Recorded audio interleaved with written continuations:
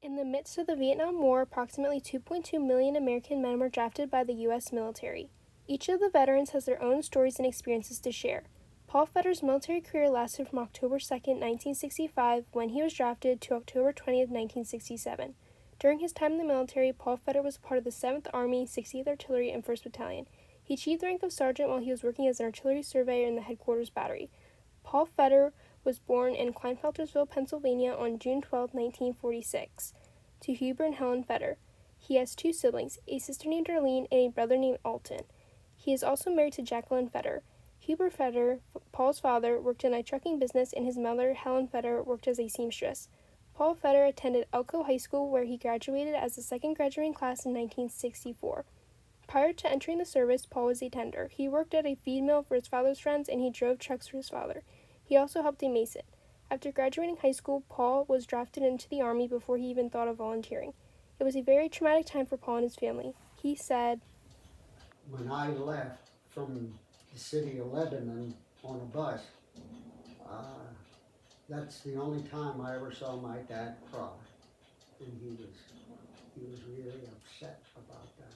Because his brother was in World War II and was uh, wounded. And after Paul was drafted, he attended basic training at Fort Dix. He was then shipped to Fort Sill for artillery school.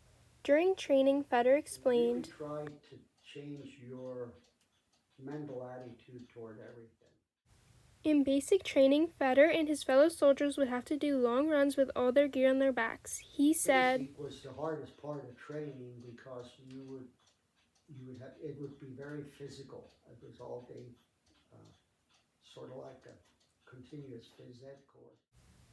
the sergeants were very tough, and if someone fell behind, you wouldn't dare to help them. Fetter explained, And on one of those forced runs that we were on with our full gear, this fella fell down, and this sergeant came running and he hollered at the rest of us, keep going, don't nobody bother with him.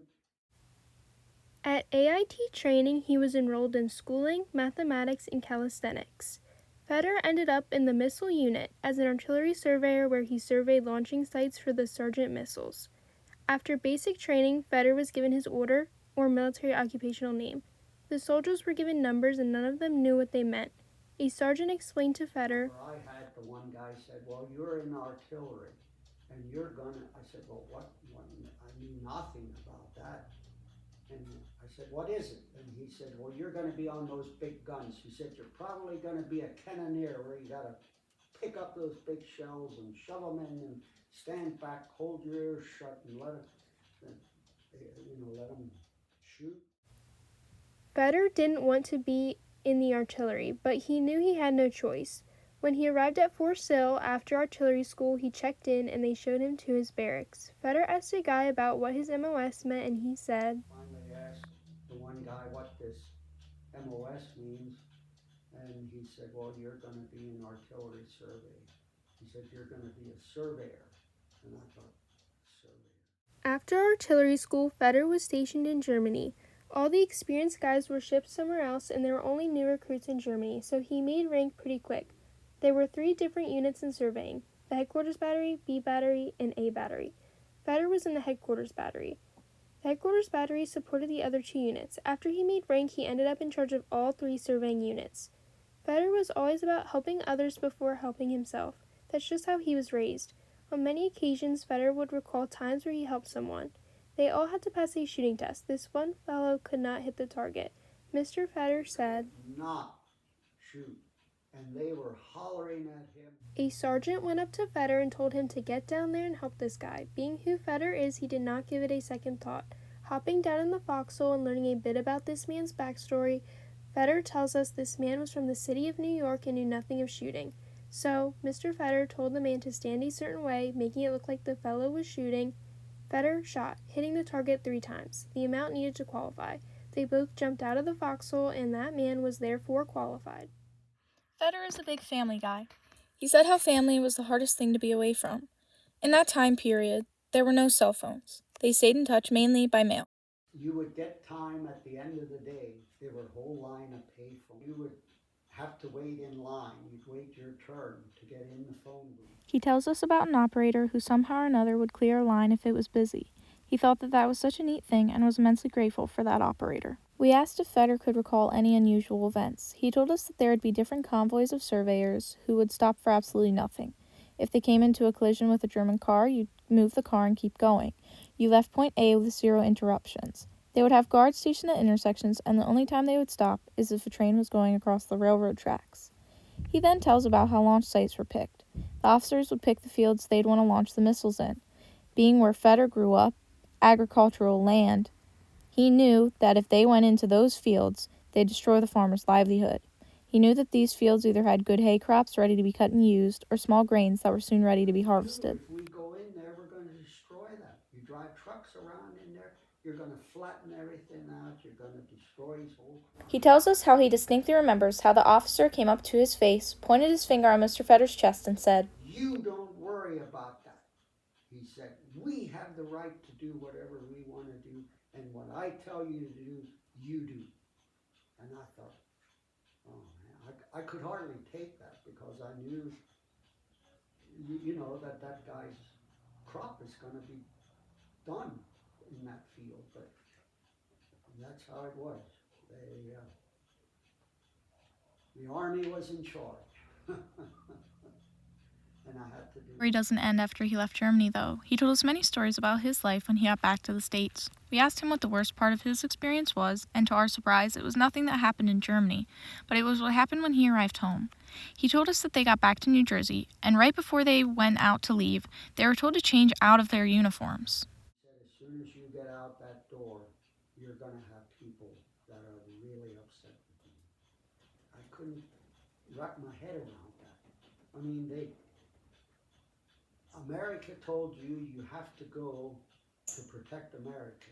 That's why we had to be drafted and go to service. Okay. I thought, well, it's just my time that I have to do this because we're going to save, we want to protect the lifestyle we have back here. He said he was proud of what him and those men did over there, and would have never thought people wouldn't feel the same back in America, but as he recalls, they heard some pretty nasty comments from people. He said that even though he wasn't in Vietnam, people just associated him with that. Not somebody that did something good for America. You were a bad. He said how he still has a hard time even today hearing the things people say. He told us that it was hard to readjust to civilian life. He said that in the military you were so programmed to be rigid and on time to everything. Fetter recalls that you also didn't want people knowing you were in the service. You gave, well, in my case, 2 years of life. Some gave a lot more. Some gave their whole life if they were over there and got injured. He said how he's grateful that it's much better today, but there's still a stigma that what the military personnel do isn't helpful, even though they're protecting the lives we get to live. The military experience affects everyone in different ways, whether it's in the form of PTSD or maybe just that you still blouse your shoes every day. For Fetter, it's being able to look back and appreciate what he and many others did and still do to this day. He believes he's a better person because of what he did. He says, If you don't step up and volunteer to do things in your community, it isn't going to change. And I think that's sort of what formatted my life to where I am. Mr. Fetter shows so much gratitude toward that experience and towards everyone still in the service today. He told us that he hopes he helped preserve some of our freedom in that short time he was there. Fetter also learned many life lessons, the biggest one being discipline. What your sights are, you got to be disciplined to get to that point. He lives by that life lesson. All he does with discipline. To end the interview, Paul Fetter gives us his own life lesson. Work to not have conflicts in the world, try to get along, but realize that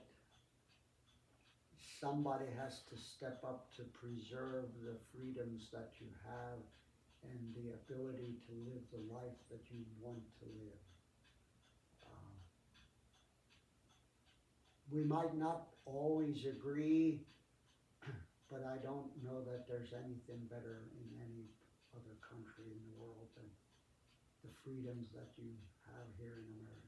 Through these past few weeks after doing this interview, Paul Fetter has shown his appreciation for this assignment. We thank Sergeant Paul K. Fetter for taking the time to help us learn more about his story.